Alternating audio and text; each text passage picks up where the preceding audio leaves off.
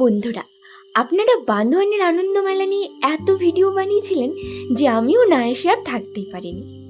মেলাটা যেহেতু খুব একটা ছোট্ট জায়গার মধ্যে বসেছিল, তাই বাচ্চাদের খেলার কোনো জায়গাই ছিল না। আমার ভাগ্নির তো মন খারাপই হয়ে গিয়েছিল।